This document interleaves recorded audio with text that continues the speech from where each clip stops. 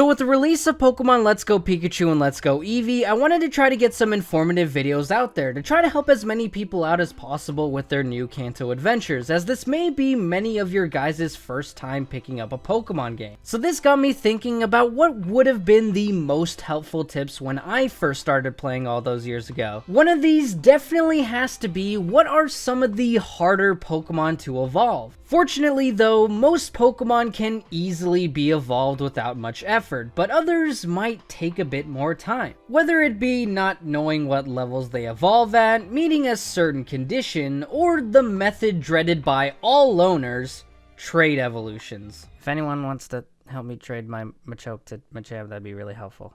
But with that being said, welcome to my top 5 hardest Pokemon to evolve in Pokemon Let's Go Pikachu and Let's Go Eevee. The main rule with this list in particular is that for the most part, with the exception of one Pokemon, is that we are going based on evolution in-game only. That means we're kind of going to be excluding Pokemon Go integration because at times it makes evolution for some Pokemon easier or harder than originally intended. Plus, not everyone will want to use Go for their playthroughs, so I want this list to be as inclusive as possible. Now, one more thing that I should mention for this video is that just because a Pokemon is on this list doesn't necessarily mean that it's super hard to evolve, just the hardest of the bunch. Again, the Kanto region was pretty straightforward with evolutions for the most part, as they were the first entries in the series. So most Pokemon evolved at fairly reasonable levels, or by stones, so that's the scale we're going to go by. And of course, this video is 100% opinion based, so what I might find hard comparative to others might not be hard to you. Now with all of that out of the way, if you have your own list of hard Pokemon to evolve, be sure to let me know in the comment section below. If you guys enjoyed the video, be sure to leave a like, subscribe,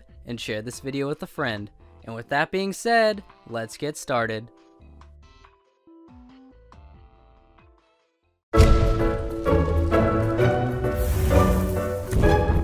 With Pokemon's move onto what is technically a home console, and Nintendo's move into the modern era of gaming, one of the more controversial decisions amongst fans across the board has to be the decision to make online a paid service. Many Pokemon fans were hoping that Pokemon would get the exception to the rule and not require the paid online feature, but alas, that was not the case. So you might be asking, what does this have to do with the number 5 spot? Well, as I stated in the very long intro that I had, one of the comparatively abnormal forms of evolution was via trading. Now this was only ever a problem if people didn't have a link cable, or during the current time frame, a Wi-Fi connection. However, now you will need both Wi-Fi and 20 bucks a year if you want to trade and battle with friends. Now, while 20 bucks might not seem a lot to some people, this can definitely be a burden on others, which certainly hinders their experience. So I think it's only fair to include the 4 OG trade Evos on this list. But if I had to narrow it down to just one Pokemon, it obviously has to be Abra. What separates this Pokemon from the rest of the pack is the fact that its only level up move is Teleport. Sure, there are TMs that it can be taught, but those are very scarce and at times non-compatible with Abra, basically rendering this Pokemon useless in actual battle. Meaning you have to do the classic switch in and switch out technique and collect as much EXP as possible until it evolves into Kadabra. Now sure, all of the Pokemon do get experience in battle with this new mechanic that is basically the experience share, but all I'm saying is that this would be way less tedious if Abra could just take out the Pokemon itself to get the full EXP instead of just half.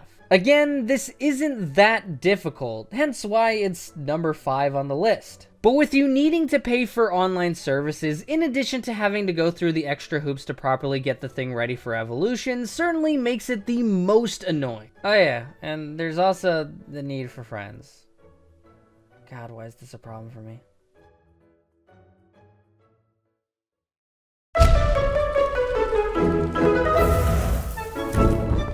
Coming in at the number 4 spot, we have Rhyhorn. Now, Rhyhorn is a Pokemon I actually want to use for my team, specifically because Rhydon is an absolute monster. But I feel the process to actually get one might be a little more tedious than I originally thought. First, I gotta say, since there is no longer a Safari Zone in Let's Go, which is being replaced by the Go Park, the only other places that you could get a Rhyhorn would be Cerulean Cave and Victory Road. But thankfully, in Let's Go, they added Rhyhorn as a catchable Pokemon in Rock Tunnel, making the process to actually obtaining a Rhyhorn a whole lot faster. But the problem with evolving Rhyhorn is actually getting it up to the required level to evolve it. The level caps in Rock Tunnel are between 18 and 23, so there is half of the work done for you. But the grind to level 42 is definitely not an easy task for this Pokemon. Now, while its stats might not be that bad, they're not as sustainable as I'd like for a Pokemon that evolves at such a high level. In addition to that, it also has quite the list of weaknesses, being weak to fighting, ground, steel, and ice, with 4 times weakness to both water and grass. And conveniently for you, the very next gym leader you face after you obtain Rhyhorn just so happens to be the grass-type specialist Erica. And not to mention, there is an abundance of water and grass types throughout the region, so it's not going to be as simple as getting this thing leveled up adequately. Again, I do know that the experience share is in this game, and Rhyhorn could just sit in the party and gather up experience. All I'm saying is that it would be a lot less annoying for Rhyhorn if it could just be sent out and used in battle. And let me mention this again, it's not completely useless in battle. Again, looking at the stats and learnable moveset, it should just further prove that it's not the case. I'm just saying, it's going to be quite the tedious task to accomplish.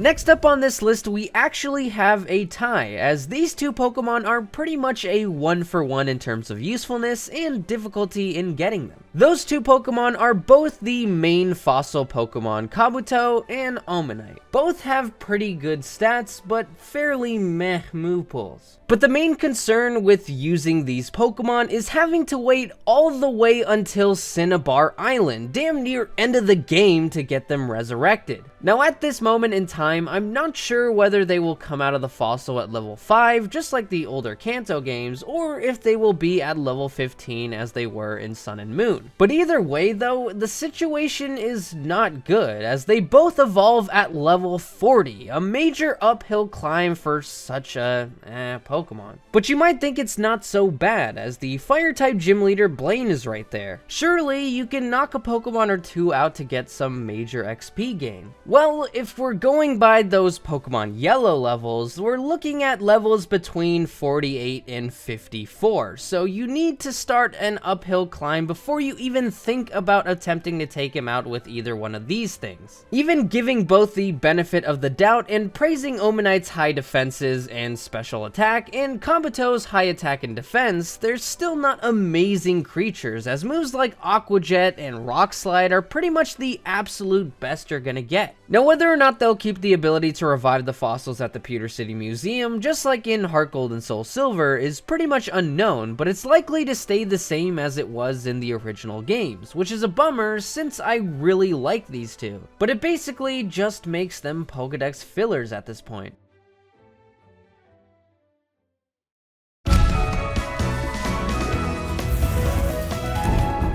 Coming in at the number 2 spot is a Pokemon I struggled with deciding on whether or not it actually deserved to be the top placement on the list or just number 2. And that is Kanto's pseudo-legendary Pokemon line. Now, it was never really an easy task to get yourself a Dragonite in the first place for a multitude of reasons. The fact that Dratini is really weak doesn't really help that much, but the climb from Dragonair at level 30 to level 55 is also a pretty steep one. Now, this was already a problem that I personally had, but it was doable. I mean, in Pokemon Yellow, Dratini had a 20% chance to be fished out of the Safari Zone, with Dragonair having a 10% chance. Now, that did come with a bit of a hindrance, as they were levels 10 and 15 respectively. effectively. But at least obtaining one wasn't too awful. However, this issue is even more exacerbated than it was in the previous games. Now, with the Safari Zone no longer existing, these two Pokemon can be found on Route 10 at levels between 18 and 23. Not so bad, right? Well, Dratini does only have a 4% encounter rate, and Dragonair only has 1. And with no random encounter via fishing or surfing, it seems like the wait will be tedious, but maybe not as bad as in Yellow at least, since you don't have to physically encounter and battle every Pokemon. But come on, just sitting there and doing nothing while waiting for a Dratini or Dragonair to pop up is just gonna be torturous. I mean, I get why it's supposed to be so elusive, but Dragonite is already hard to get. At least make these guys easier to find, although it doesn't even really matter how soon you find them or not, because you won't really get any time to enjoy the Dragonite until the near end of the game, which to some people might feel like a major accomplishment that they're happy with. For me, however, I'm just annoyed.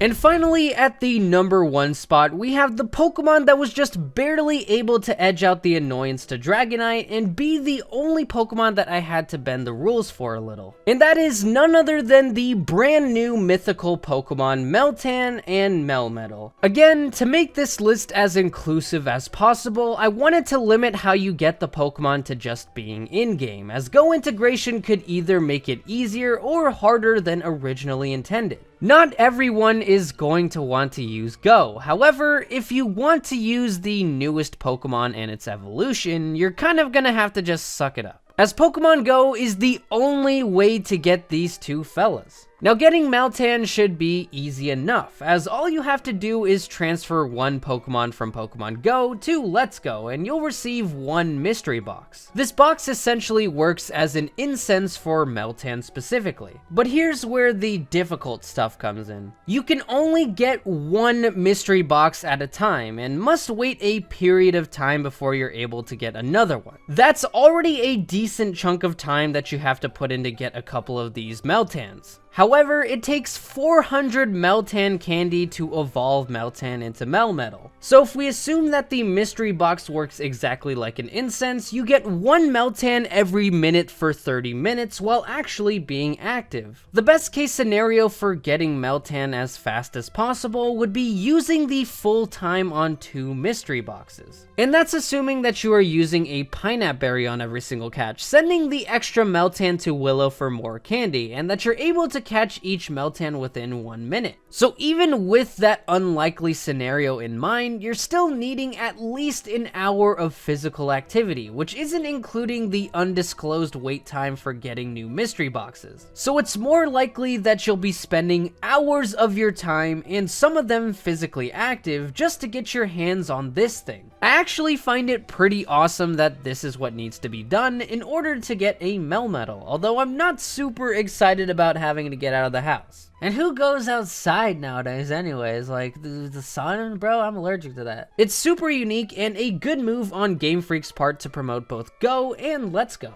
But with that being said, I can also say without an ounce of doubt that this will be the most difficult Pokemon to evolve in Pokemon Let's Go Pikachu and Let's Go Eevee. Thank you guys so much for watching. If you enjoyed the video, be sure to leave a like and let me know in the comments section below. If you haven't already, subscribe to the channel and become an Eryizo today. If you want to check out the previous video I did, be sure to click the annotation on the left. If you want to see more Pokemon Let's Go videos, click the other annotation on the right. And with that being said, I will see you guys next time.